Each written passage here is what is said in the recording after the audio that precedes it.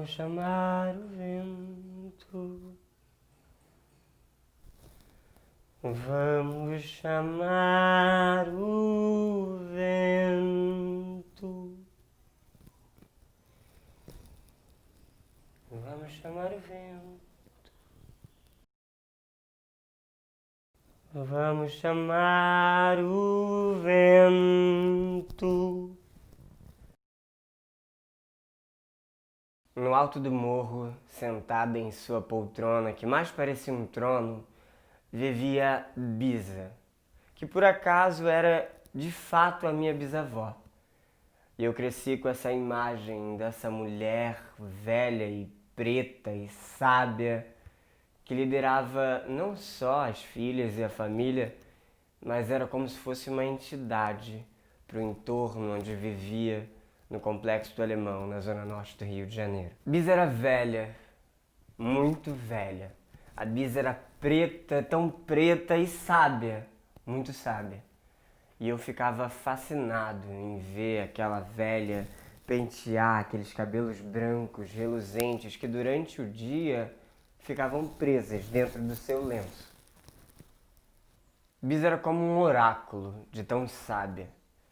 Não havia uma pessoa que entrasse no terreno da nossa família que não fosse primeiro na casa da Bisa, para se ajoelhar e para tomar a bênção, que lá a gente costumava chamar de bença.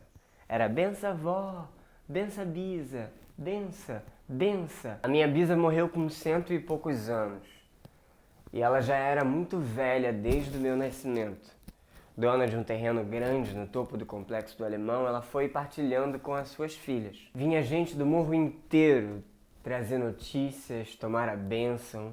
E era sempre um ritual de se ajoelhar diante da Bisa, pegar em suas mãos enrugadas e ásperas e ouvir com muita atenção palavras quase mágicas que saíam de sua boca banguela. No meio de suas conversas quase sábias, a descontração tomava conta e sua barriga mexia na sua risada. Isso era muito famoso entre as crianças, que ficavam rindo, imitando a Bisa, e ela olhava e dizia e a gente sabia que era um tom de reprovação.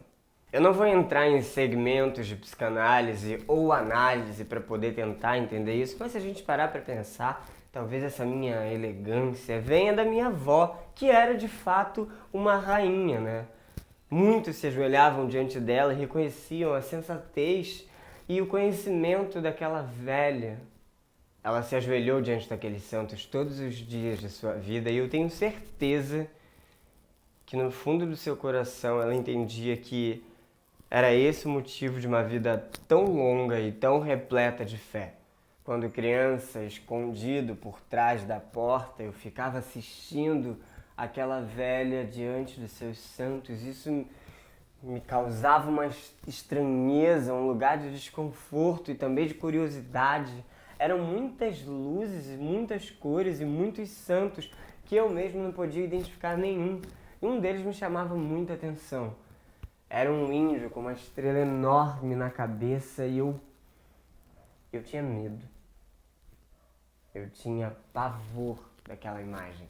Mas um misto de medo e curiosidade pairava em mim e eu tive o privilégio de morar com a minha Bisa e na minha adolescência ver de perto toda aquela magia, aquela sabedoria.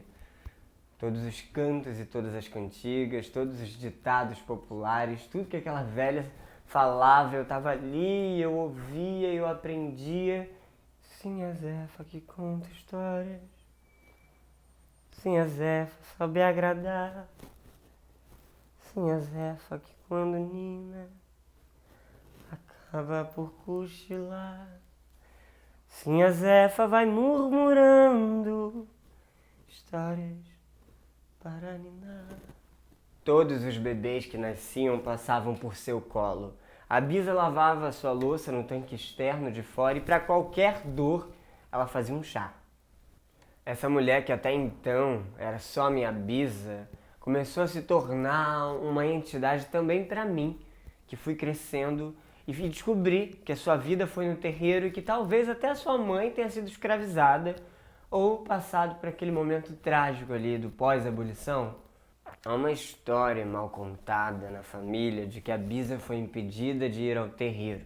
Há uma história mal contada na família de que a Bisa foi impedida de ir ao terreiro, por preconceito religioso e intolerância de alguém que eu não conheci. Então a velha migrou seus orixás para os santos e se viu católica, encobrindo seus deuses agora demonizados.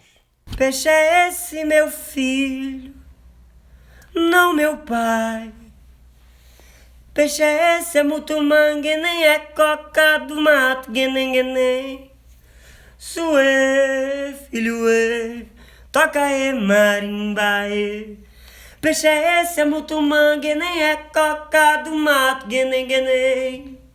Suê, filho, toca marimba, Quando eu não era ninguém, quantas histórias essa velha já não tinha vivido. As suas mãos nas plantações de Belfor Roxo, catando planta para não passar fome, para alimentar a sua neta, que no caso é a minha mãe.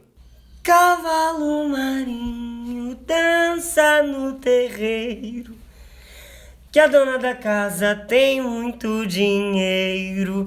Cavalo marinho dança na calçada, é que a dona da casa tem galinha assada. Passava o dia a picar legumes, a limpar peixes e o seu preferido, cortar couve. Era impressionante como todas as pessoas da família que compravam couve dava para a avó cortar e ela sentava na sua poltrona, que mais parecia um trono, colocava um pote entre as pernas e pegava a sua faca, tão velha quanto ela, e cortava a couve tão fininha que eu ficava impressionado de como aquela velha não cortava a mão raspando. Ela era muito sensata, ela era muito astuta. Eu ficava impressionado em como aquela mulher com tanta idade era tão independente, tomava Kombi para ir ao hortifruti comprar seus legumes, ia aos terreiros, ia às igrejas buscar suas cestas básicas, até que de repente ela envelheceu. Do nada. A velha finalmente relaxou seu corpo, esvaziou sua mente e vestiu o manto pesado da velhice. Num passo à frente perdeu a memória, no outro passo perdeu a sanidade, então virou luz. Se foi de encontro ao que é e sempre foi dela.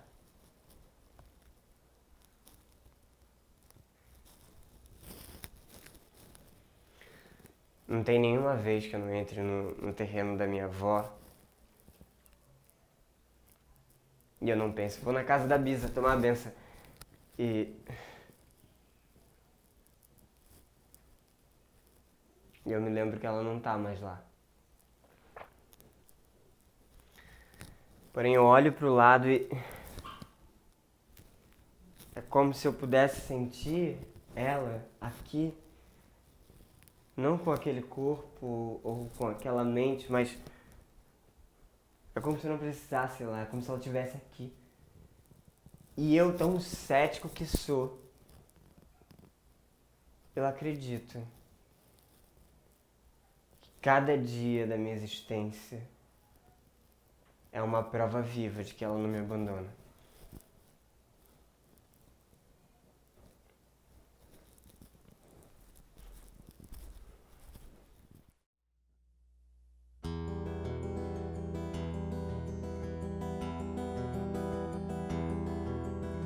Mais uma vez vamos nos levantar entre golpes e golpes, com sonhos nas mãos, nem as balas de chumbo que vêm nos cegar poderão nos roubar a visão. Mesmo que em seus arquivos esteja arriscada a história das lutas que mancham de sangue esta terra, resiste a memória de um povo com pedras nas mãos. Sonhos paus e pedras em punho erguidos ao som del derecho de vivir em paz, não serão esquecidos jamais. Se constrói e compõe a nossa visão. Mesmo que em seus arquivos esteja riscada a história das lutas que mancham de sangue esta terra, resiste a